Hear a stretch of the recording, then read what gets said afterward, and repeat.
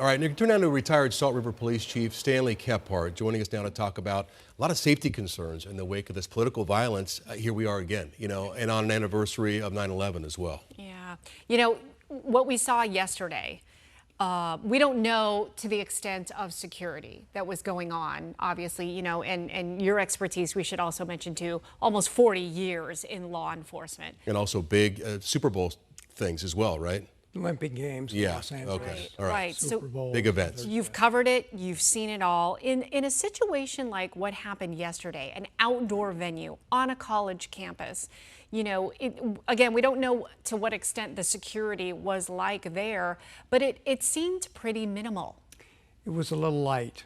There were 6 law enforcement officers from the campus police, 2 of which were in plain clothes and the remaining 4 in uniform. That meets the basic minimum standard of 2 per 1,000, and we had approximately 3,000.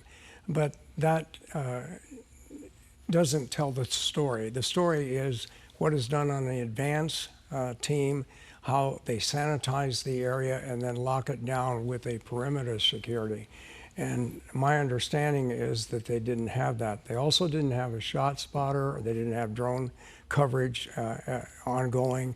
A lot of things that are technologically based and a lot of person power seem to be absent.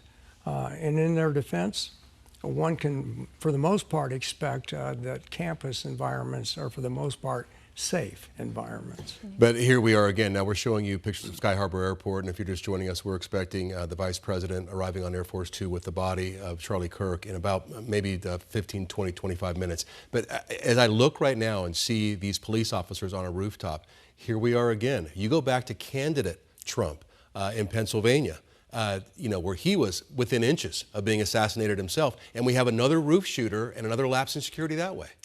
It seems to be a copycat type thing in many respects.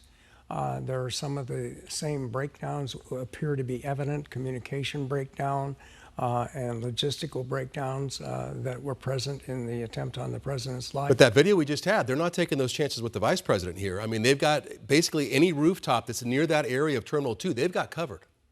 Yes, indeed they do. Too soon old, too late smart. That's what's happened here. Mm-hmm. But obviously security being very tight at Sky Harbor. Lockdown, we clearly saw a number of crews there.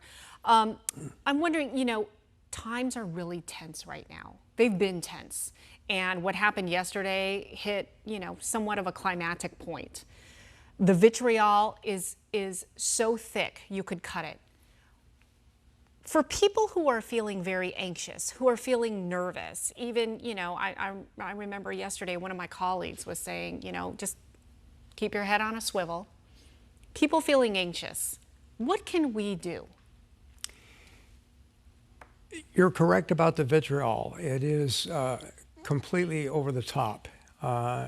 And that drives, hate is a consumptive emotion. It causes people to not be rational. And the last thing we want to do is react to that hate by being irrational and meeting it with hate and distrust and dislike.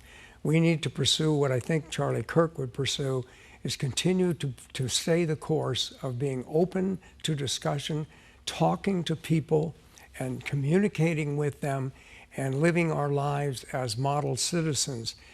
These things are going to occur in modern day society. It's just inevitable. But we can't meet this with blind responses and blind hate and vitriol on our part. And so that's what has to happen. In addition to that, there needs to be more attention paid to what police do and how they can do it and what the limitations are.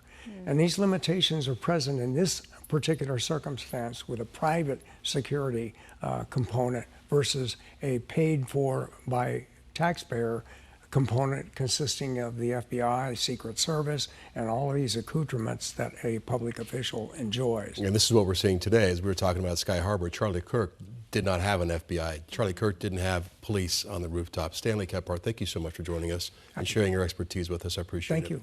Stay with us here on 12 News and